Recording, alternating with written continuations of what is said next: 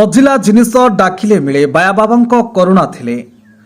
तीर्तल बाड़ी क्षेत्र झंकड़ सारला पीठ करकपुर ग्राम में क्यों अनादि कालू पूजा पाई आसुथिबा विश्वगुरु श्री श्री बाया बाबा पीठ स्थल में श्रद्धालु भक्त व अंचलवासी सहायतार गढ़ी उठी एक सुरम्य भव्य मंदिर। ए नवनिर्मित मंदिर में बाया बाबा पुनः प्रतिष्ठा उपलक्षे गत गुरुवार दिन आध्यात्मिक धर्मगुरु बाबाजी सत्यानंद दास महाराज नेतृत्व में मां सारला आज्ञामाला और बन्याड़िया कलश शोभायात्रा चंदन पोखरी घाटू बाहरी मंदिर बेड़ा और ग्राम्य परिक्रमा करने पर बाया बाबा पीठस्थल में पहुंची। घंट घंटा काहाली ढोल महुरी फेरी तुरी नाम संकीर्तन और हरिबोल हुड़ाहुड़ी ध्वनि कनकपुर गाँ दाण्ड प्रकंपित हो उठिला। यह उपलक्षे विश्वशांति यज्ञ महामंत्र नाम यज्ञ साधु सन्त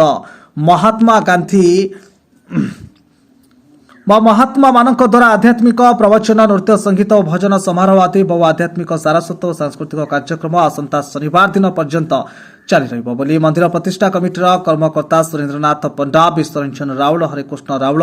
तिलोचन राउल विष्णुचरण राउल समाजसेवी नृसिंह चरण राउल और सारला साहित्य संस्कृति और महिमा प्रचारक रमाकांत राउल ए समस्त कार्यक्रम को सुचारू रूपे संपादन करने क्षेत्र में करकपुर ग्रामवासी माने सक्रिय सहयोग देखा मिलता।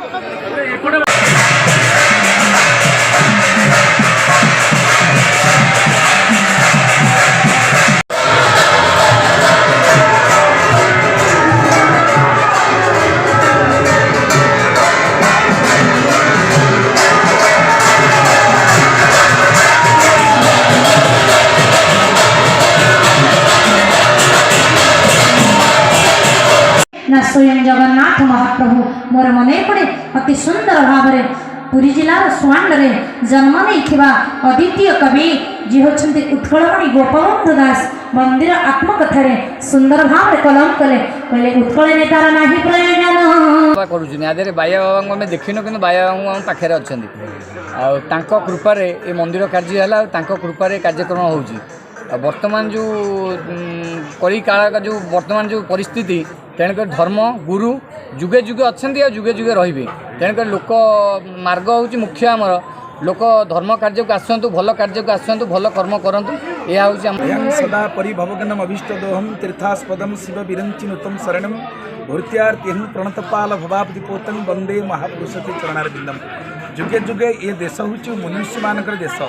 जिते चिकित्सा नाला जिते डाक्तरखाना नाला जिते थाना नाला जिते कोर्ट कचेरी नाला से साधु सन्त महात्मा माने थिले समस्त संसार आधार पुरुष देखो ये एभली एक सिद्ध महापुरुष थिले ये माँ सारला वरदान तो एभली भाव में जमी निकट में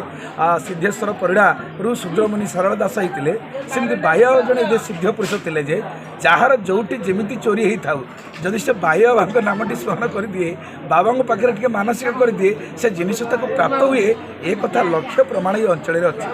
तेणु ये जड़े सिद्ध पुरुष थे जेहेतु ये कनकपुर बा ये माँ सारला सिद्ध पीठ सिद्ध सारला कृपार महापुरुष थे से बेसी आडंबर खोजी नथिले साधारण भाव में दिनहीन भाव में रही लोक मान सेवा करुले तेणु सेवा करने धर्म थिला किंतु आज देखो से महापुरुष गोटे बहुत खुशी बहुत भक्त आसी पहुँचे बहुत प्रसाद सेवन हम अन्नदान हम।